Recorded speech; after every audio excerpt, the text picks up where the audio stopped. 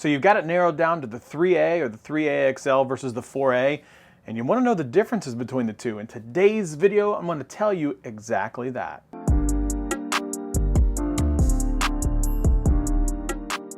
What's up everybody, this is Scott. Welcome back to another video. Today's video, much like one of the last videos I made, this is actually a video of the Google Pixel 4a versus last year's mid-budget flagship, or flagship that didn't cost much, or mid-budget, however it is the 3A XL. Everything you see here is filmed on one of the two of those devices, and I'll label it and flip-flop it back in post-production. So everything you see filmed on the front-facing camera, both 1080p, 30 frames a second. Stabilization looks like what it looks like. So yeah, this is what you see with the 4A. This is what you see with the 3A XL.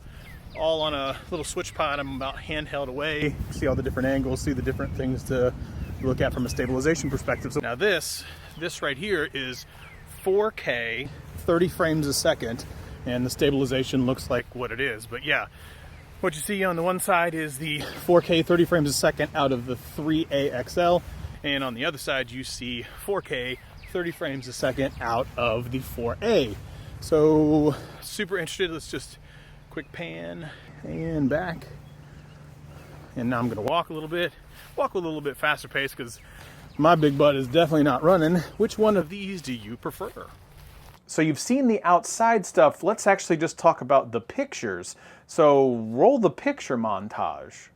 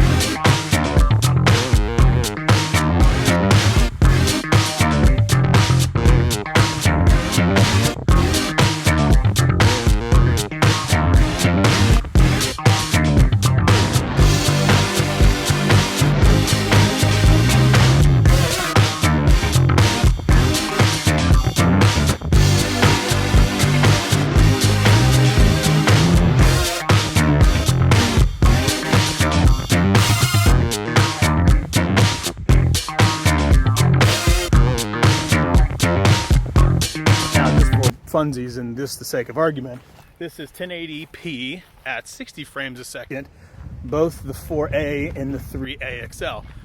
So picking up the pace a little bit, again, not running, but this is what the stabilization looks like. Yeah, obviously I'm still not in the studio to even edit this to see what it looks like, but I'm curious to see what the stabilization looks like in both of these devices. So which one do you think? So at first glance, it looks like the quality might be a little bit better in that of the 4A, which is to be expected, obviously, with a little bit newer technology. But really, what does this tell me? Again, looking at this from no post-production and no anything like that, honestly, it looks like the 3A XL, even in 2020, is no slouch either. I'm not sure if it's in a future video or a video I've already released where I did a quick comparison between the 4A and then the iPhone SE 2020. You can see what that looks like now. That camera sensor is a little bit older than just a year or two. So again, in 2020, I gotta be honest with you, the 3A XL doesn't look too bad.